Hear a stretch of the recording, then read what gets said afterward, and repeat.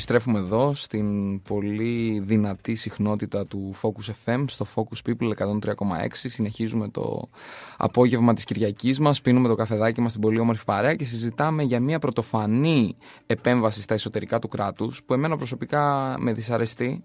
Φυσικά μιλάω για την παρέμβαση την οποία έχει κάνει ο πρόεδρος του Ευρωπαϊκού Κοινοβουλίου, ο κύριος Μάρτιν Σούλτς, όπου καλεί τον Έλληνα Πρωθυπουργό Αλέξη Τσίπρα να τερματίσει τη συνεργασία του με τη λαϊκίστικη δεξιά.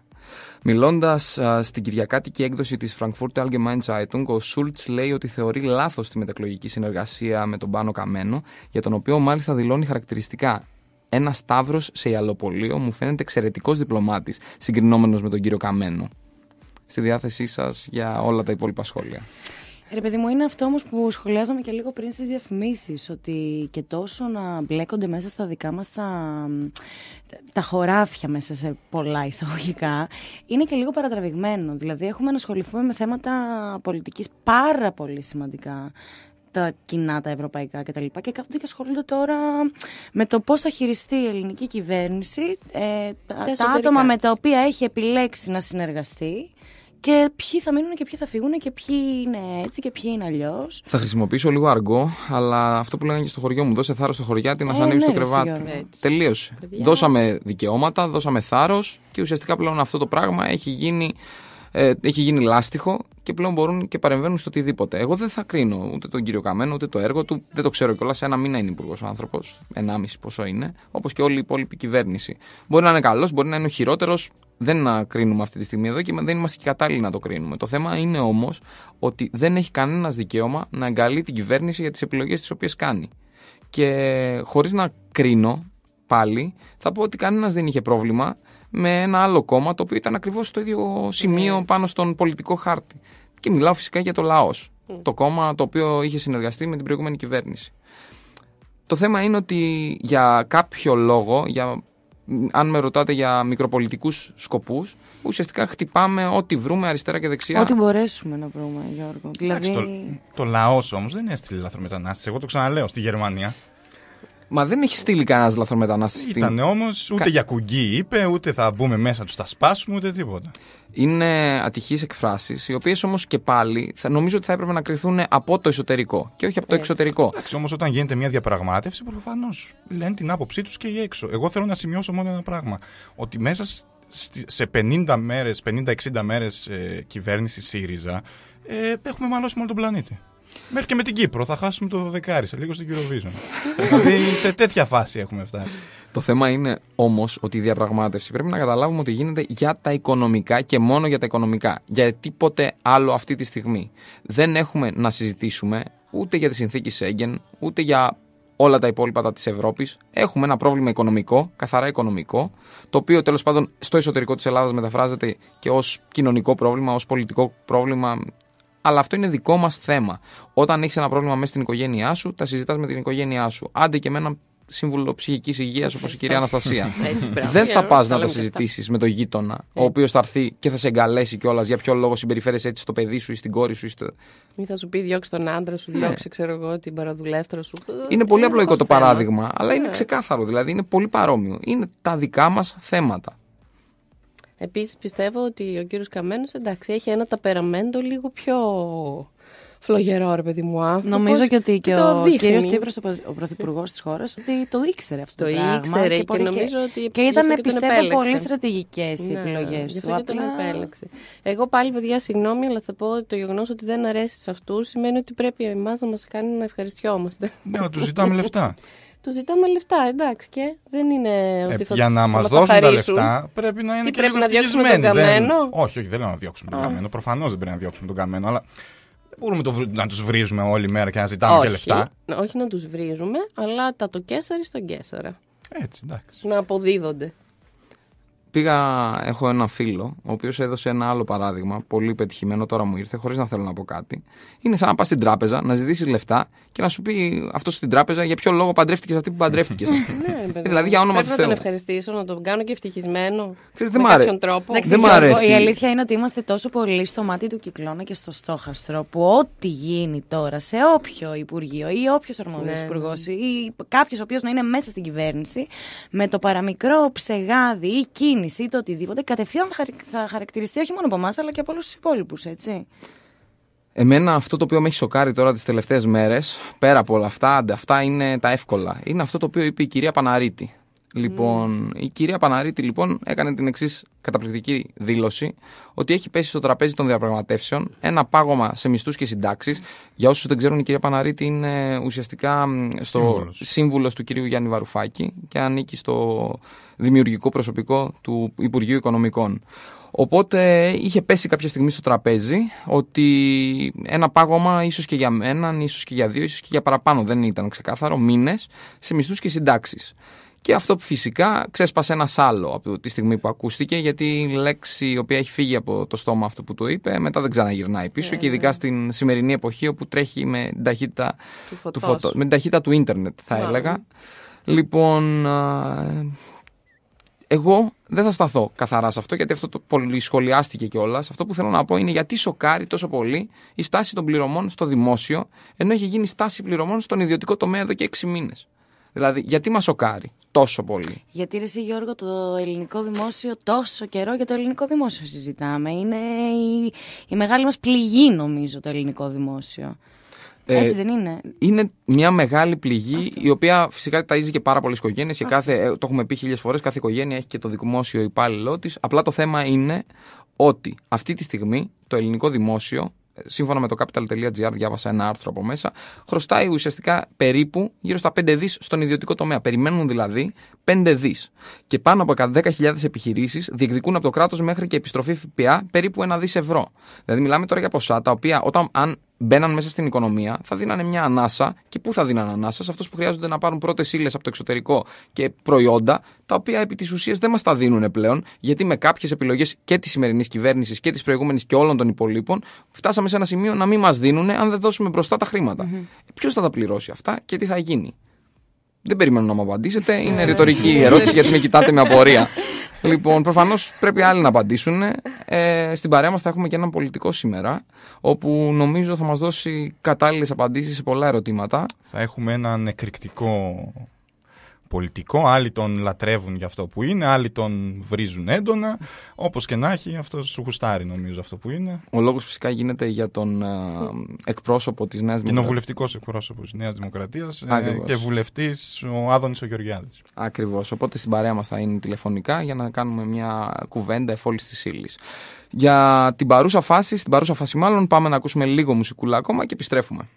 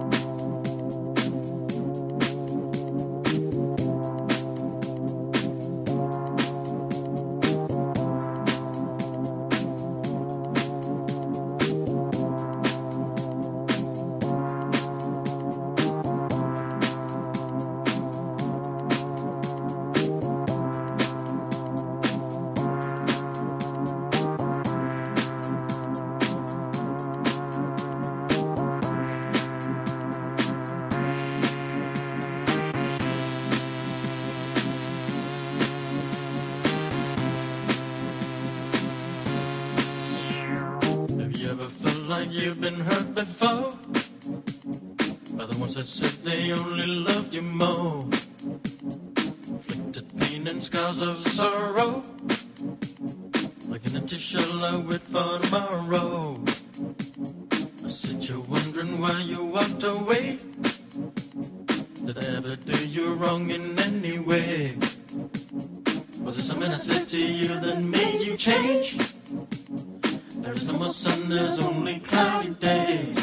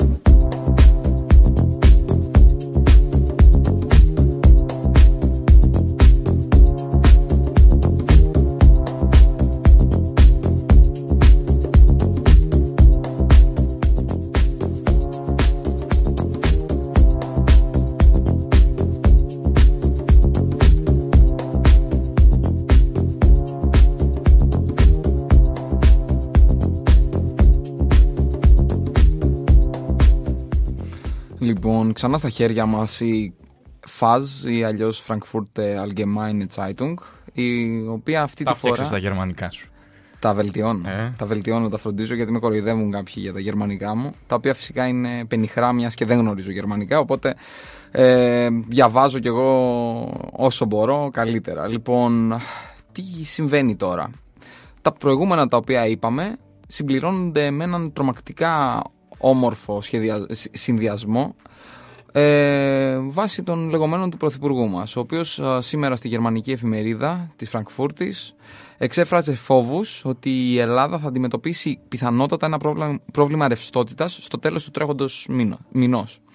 Και αυτό φιλοξενείται σήμερα στη σημερινή έκδοση, στην Κυριακάτικη, και γράφουν συγκεκριμένα ότι οι Έλληνες κατά συνέπεια πιθανόν πρέπει να προετοιμαστούν για το ενδεχόμενο ότι οι μισθοί και οι συντάξεις του δημοσίου μπορεί και να μην καταβληθούν στο ακέραιο στα τέλη του Μαρτίου. Αυτά υποστηρίζει η εφημερίδα. Τρομακτικά λίγο. Με κοιτάς με φόβο. Με κοιτάω λίγο με φόβο, γιατί τα σκέφτομαι. Η αλήθεια είναι όμως ότι κατά πάσα πιθανότητα πρέπει να είμαστε ήρεμοι, γιατί σήμερα ο Υπουργός Οικονομικών λίγο αργότερα στον Α βγαίνει και διαψεύδει αυτά τα οποία είπε ο Πρωθυπουργός της χώρας και είπε, πέρα από πάρα πολλές άλλες δηλώσεις του, ότι δεν υπάρχει κανένα πρόβλημα. Κανένα πρόβλημα. Όλα βαίνουν καλώς. Χαλαρά, όπως λέμε και στη Θεσσαλονίκη. Είμαστε καλά, ναι.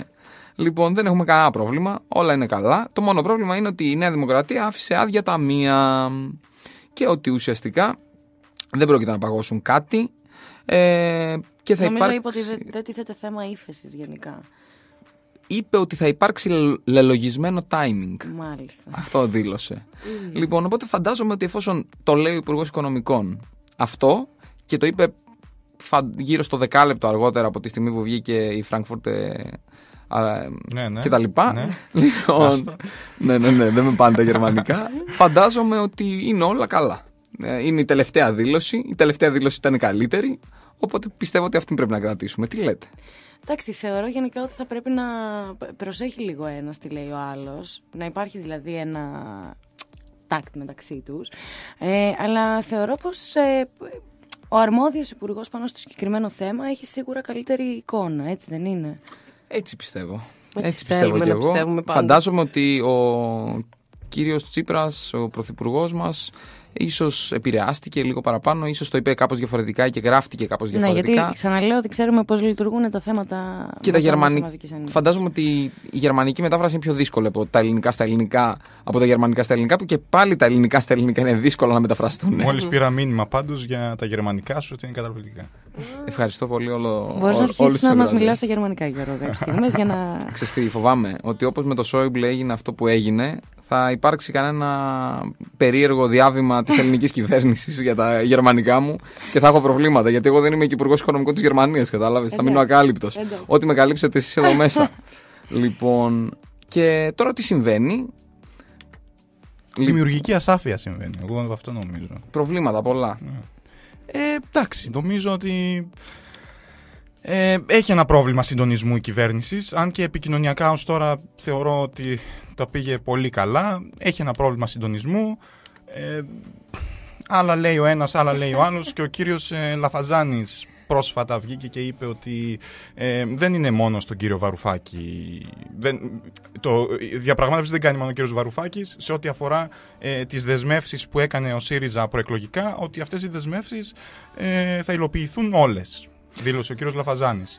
Ο κύριος Βαρουφάκης πάλι είπε ότι τις παγώνουμε. Σήμερα επίσης ακούστηκε το άλλο το πολύ ωραίο, ότι κατά πάσα πιθανότητα υπάρχει περίπτωση, να το πούμε έτσι καλύτερα, ότι οι πολύ μεγάλες συντάξεις, πάνω των 750 ευρώ, ότι υπάρχει περίπτωση να μειωθούν από πάνω προς τα κάτω, να γίνει τέλος πάντων μια μεταβολή και να κατέβουν κάπως από τις μεγάλες συντάξεις στις μικρότερες, που το ακούμε λογικό. Απ' την άλλη, μετά ο Υπουργός Οικονομικών πάλι είπε ότι ξεκαθάρισε ότι δεν πρόκειται να υπογραφούν νέα εφεσιακά μέτρα, και όσον αφορά στις διαπραγματεύσεις με τους δανειστές, τόνισε ότι δεν του ζητήθηκε να μην δώσει μισθούς ή συντάξεις για ένα χρονικό διάστημα, αλλά να προβεί σε μειώσεις. Οπότε έρχεται επί της ουσίας πάλι αυτό σε αντίθεση με την συνεργάτη του. Εγώ νομίζω ότι τελικά Το κάνουν επίτηδες, παιδιά. Είναι η επικοινωνιακή του τακτική. Ο Ασάφεια. καλός και ο κακός μπάτσος. Η ασάφεια. Δημιουργική η ασάφεια. Θέλει λίγο προσανατολισμό, νομίζω. Κοίταξε να δεις, στον νευρογλωσσικό προγραμματισμό, στον οποίο είμαι μάστερ, σας λέω ότι η ασάφεια είναι η καλύτερη μέθοδος για να περνάς μηνύματα στο υποσυνείδητο. Αναστασία, απλά εγώ αυτό το οποίο ξαναλέω είναι μήπως υπερκαταναλωνόμαστε, Θεέ μου, στο επικοινωνιακό κομμάτι. Μήπως υπάρχει εκεί πέρα μια, τέλος πάντων, μια χαμένη ενέργεια. Γιώργο, να σου πω κάτι, πραγματικά θέλω να πιστεύω ότι όλο αυτό δεν γίνεται έτσι τυχαία και το κάνουν επίτηδες για κάποιο δικό τους λόγο που το ξέρουν μόνο αυτοί. Θα ήθελα πάρα πολύ να το πιστεύω αυτό το πράγμα, γιατί αλλιώς υπάρχει πρόβλημα. Να ρωτήσω κάτι, κάτι άλλο. Φυσικά. Το ότι έχει γίνει τις τελευταίες μέρες επικρατεί έτσι λίγο ένας χαμός ως προς το πρόσωπο του Υπουργού Οικονομικών, του κυρίου Βαρουφάκη, που έτσι δέχεται μια πολύ μεγάλη επίθεση από τους άλλους. Τι έχετε να πείτε?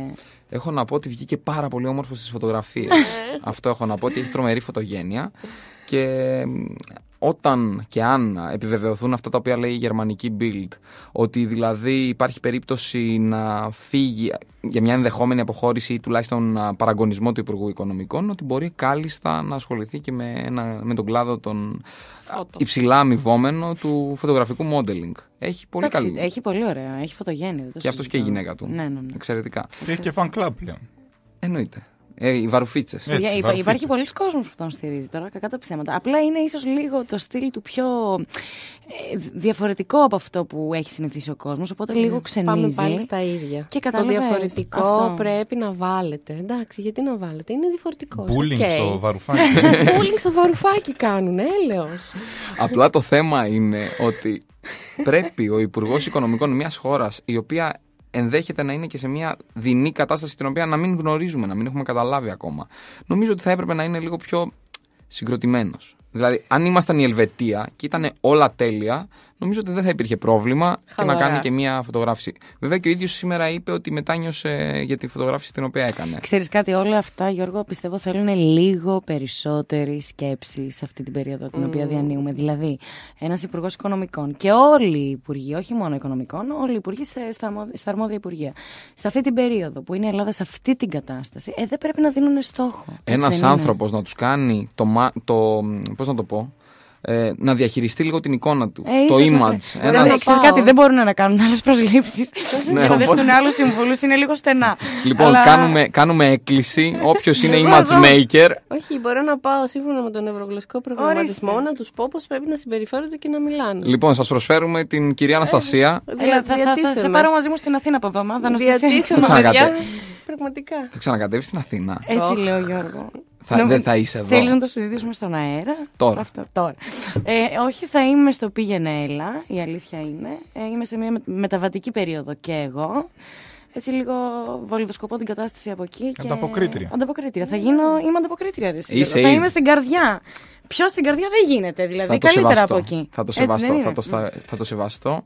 Και θα ήθελα να σε ρωτήσω, debit card έχεις βγάλει, χρεωστική? Έχω βγάλει. Ωραία, καλά έκανες, γιατί από εδώ και πέρα υπάρχει πολύ μεγάλη πιθανότητα να πληρώνουμε μόνο με χρεωστικές κάρτες. Το ξέρεις αυτό?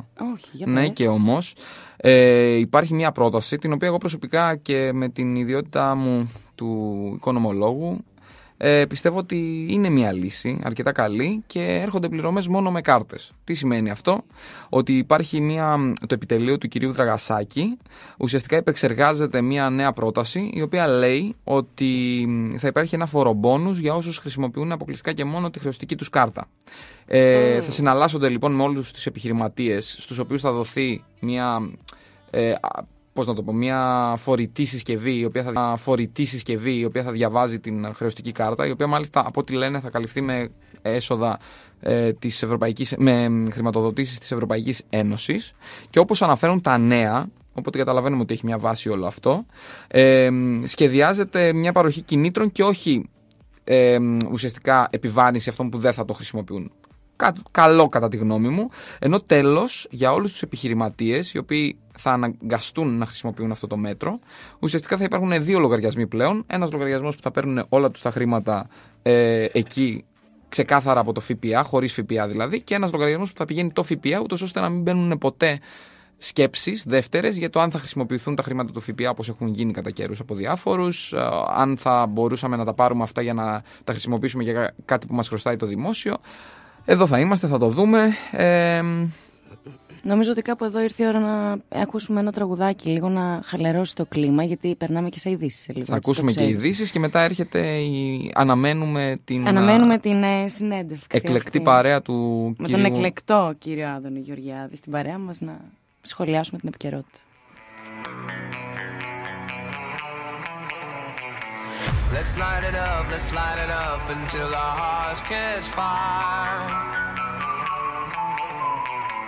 Then show the world a burning light that never shines so bright. We'll find a way to keep the cold night from breaking in over the walls into the wild side. The hunger satisfied. We're burning up. We might as well be lovers on the soul. We might as well be lovers on the soul. We might as well be lovers on the soul.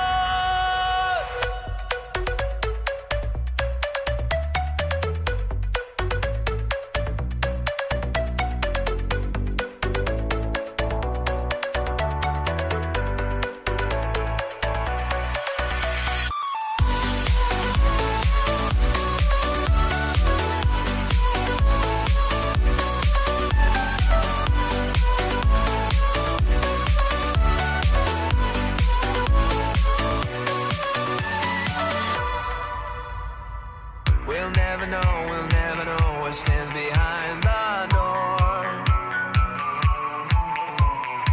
But I got a feeling, it's a feeling that's worth dying for. Just close your eyes and hold your breath because it feels right. We'll keep it moving till we make it to the other side. And let's enjoy the ride. We're burning up. We might as well be lovers on the soul. We might as well be lovers on the soul. We might as well be lovers on the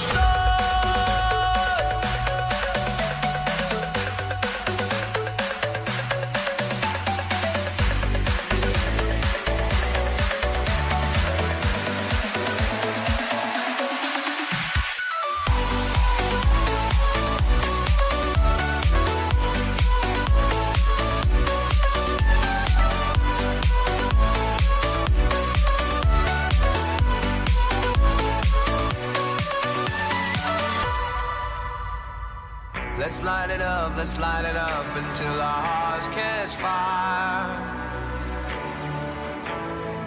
Then show the world a burning light that never shines so bright.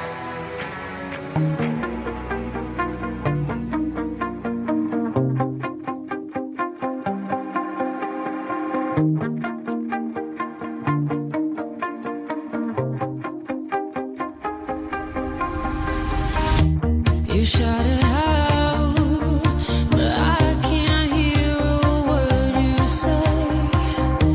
I'm talking loud, not saying much. I'm criticized, but how I are, but let's make a say. Shoot me down, but I get up. I'm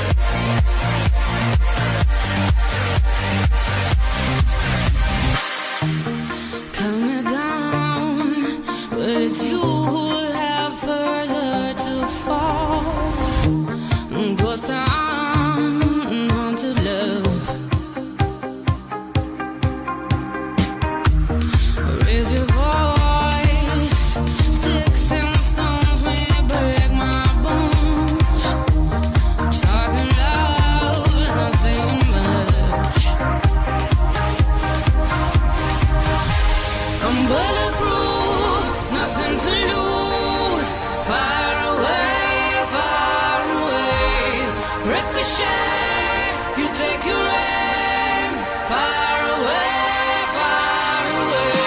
You shoot me down, but I won't fall. I am titanium. You shoot me down, but I won't fall. I am titanium.